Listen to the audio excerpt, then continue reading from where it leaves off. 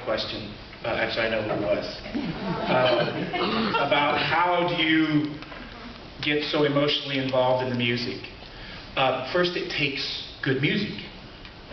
For me, if it's not a good tune, it's not worth any emotional involvement. When I sing foreign language things, I'm not a genius. I'm a preacher's kid, so I didn't grow up on this stuff. Believe me. Everything I listened to was English, Southern English at that, so I was kind of lost. But I tend to think of phrases and things in the form, I don't think necessarily word for word, unless I need to. You know, like, I'm going to kill you is said to me in Italian. I'm going to move very quickly from wherever I'm at on stage. Okay? If the guy's got a sword in his hand and he's singing about killing me, I'm going to do my best to listen, okay, and run out of the way. I did once. There was one guy, he was just so excited we were going to sword fight on stage. And he thought it was real. And he missed the part with the fight coach where we're supposed to miss each other. And he clipped my leg a little bit. And said, why'd you do that? But emotionally, I tend to think in phrases and things like that. I don't think every word. Now, in church, it's different at Grace. Totally different, because if I don't understand the words and the words don't mean anything to me, then the words won't mean anything to the people that hear it. If you can't understand the words that I'm singing in church, then I'm just noise. That's all I am, noise. Okay? So I kind of take a different approach based on what I'm singing.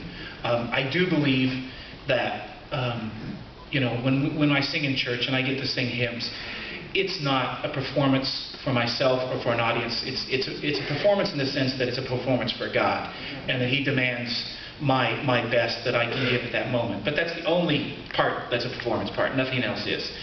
But if I can't, by my worship, if I can't inspire you to worship, and you can't understand the words, then, like I said, I'm just noise, and maybe nice noise, but I'm just noise.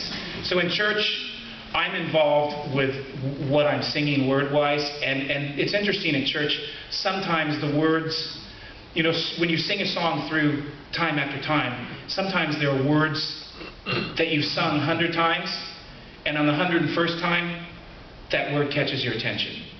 So sometimes, actually, in the service, it catches my attention in a way that I didn't plan or rehearse or prepare for. And, you know, we're blessed at Grace Community Church. We can do musical things that just, it's impossible at most churches. I mean, Clayton is one of the best conductors I've ever worked with. Not from a classical standpoint, but Clayton all his life was a pianist. He followed, he listened, and he accompanied people. So when we sing at church, he's got one of the best ears. And I can change the tempo within 2 or 3 beats of a measure, and he's right there with me. He just listens and follows. It's just a blessing to have that. And then to be able to do the type of music that we do is unbelievable. Have people like Kathy, who should come on out now because she's going to join us anyway. We're just blessed to be able to use beautiful music to praise God with. And for us as musicians, we are just as excited to do that, because quite frankly, if we didn't do it at Grace Community, I'm not sure there are many churches that would give us the opportunity to do it. So the other thing that we have at Grace is we have Mark Rice.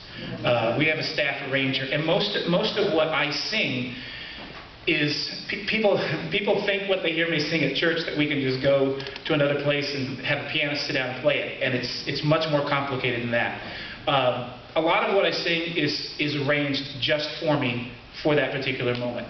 And a lot of my arrangements are done either by Mark or another guy, or 2 other guys around the country who do arrangements. And this next hymn that we're going to do was arranged by a friend of mine, Bob Krogstad. It's called There Is a Fountain. And Bob's done a lot of things for me. And fortunately, we get to then turn around and use those in our worship at church.